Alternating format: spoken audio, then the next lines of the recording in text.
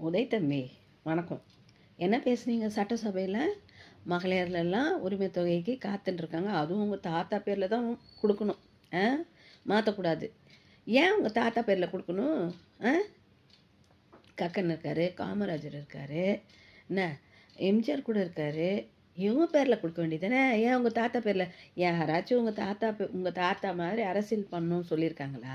இல்லை தானே. நீங்களே சொன்னது கிடையாது.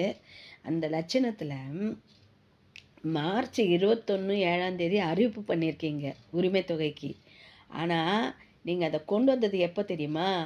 15/9/23, 2.5 வருஷம் கழிச்சு கொண்டு வந்திருக்கீங்க இந்த இந்த திட்டத்தை. அதில் வேற நீங்கள் ஓசி, எல்லாரையும் ஓசின்னு சொல்கிறது.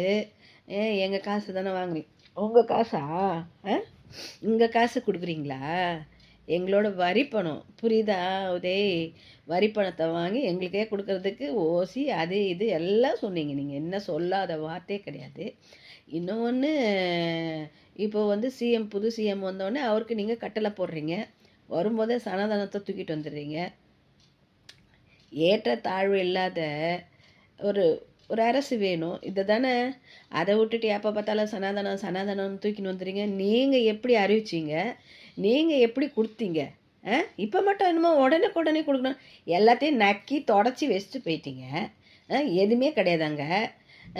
யாருன்னா வந்தால் எப்படின்னா போட்டோம், நம்ம இது மாதிரி சொல்லினே இருக்கலாம் அப்படின்னு. வெக்கமா இல்லை உங்களுக்கு? உங்கள் அப்பாவுக்கு வெக்கமா இல்லை? இப்படி கேட்குற உனக்கும் தான்ப்பா சொல்கிறேன். வெக்கமா இல்லை? உங்கள் அப்பாவுக்கும் வெக்கமா இல்லை? ஒரு 2 நாள் கூட ஆகலை, அதுக்குள்ளே சனாதனத்தில் உங்கள் வீட்டிலே மூட்டை கட்டி வச்சிரு.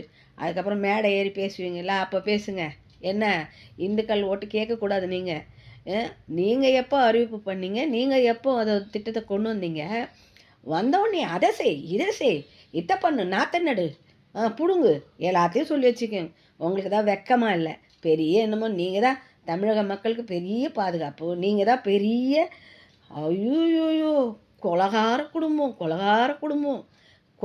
குடும்பம், ஊரை ஏமாற்றி ஒலையில் போட்ட குடும்பம், பாதுகாப்பே இல்லாத தமிழ்நாடு ஆக்கிட்டீங்க, குட்டிச்சவரை ஆட்டிங்க. உங்கள் அப்பா கேட்டிருக்காராமே என்ன பிரச்சனைன்னு. அதான் தமிழ்நாடு கேவலமாகிடுச்சு. போதைக்கு சின்ன பசங்கள்லாம் அடிமையாயிட்டாங்க. என்ன குடிக்கிறதுக்கும் அடிமையாயிட்டாங்க. ஐயோயோயோயோ. ஏயா 2 வயசு குழந்தை கற்பழிச்சு கொண்டுச்சு, அது முகத்தை நீ பார்த்துருக்கியா? இங்கே சட்டசபையில் பேசுகிறியே, இதெல்லாம் தான் அவங்க அப்பா ஆட்சியில் நடந்தது. யார் என்னன்னு கேட்டீங்க? யாருமே அதை பற்றி கேட்கவே இல்லை. இப்போ கூட நீங்கள் ஊழல்வாதி தான். ஊழல்வாதி